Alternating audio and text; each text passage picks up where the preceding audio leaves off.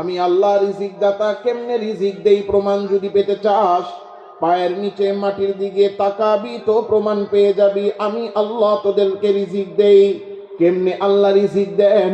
পৃথিবীর মধ্যে যত প্রকার খানা আর যত রকমের খাবার আমি আর আপনি খাই, সমস্ত খাবারগুলোর দিকে তাকাবেন, তাকাইলেই দেখবেন যে খাবারগুলো আমাদের কাছে আছে তিন জায়গা থেকে।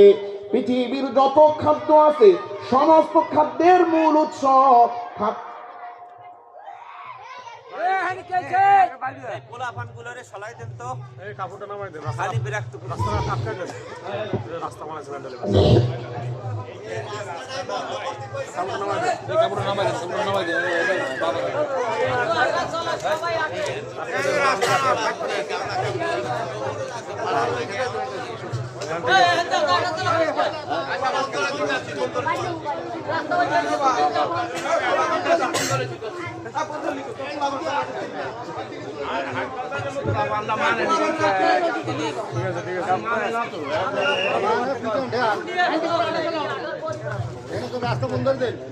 আল্লাহ।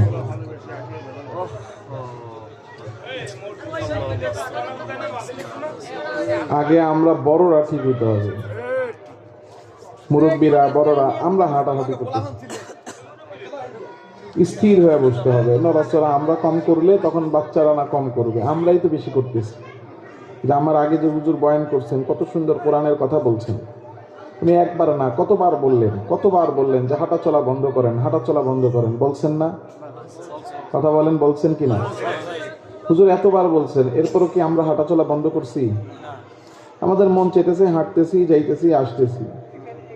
এটা কোরআনের মাহফিল, আল্লাহ তাআলা রাব্বুল আলামিনের একেবারে আদেশ। ওয়া ইযা কুরিআল কুরআন, যখন কোরআন পড়া হয়, কোরআনের কথা বলা হয়, ফাসতামিউ লাহু, একদম স্থির হয়ে যাও, চুপ হয়ে যাও।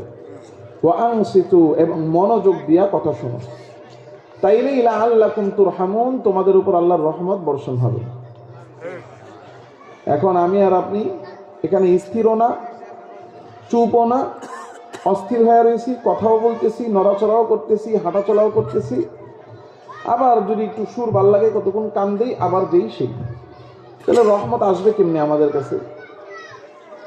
আমার আগে সভাপতি সাহেব কথা বললেন মনে হয়, উনি বললেন যে আপনাদের কাছে আমার একটাই চাওয়া, যে মাহফিলে আপনারা যা শুনবেন তা আমল করবেন। তা আমল করার জন্য তো আগে আমার কথাটা আমার কান দিয়া মাথা হয়ে আমার অন্তর পর্যন্ত যাইতে হবে। তাহলে এই কথাটা যদি আমার কান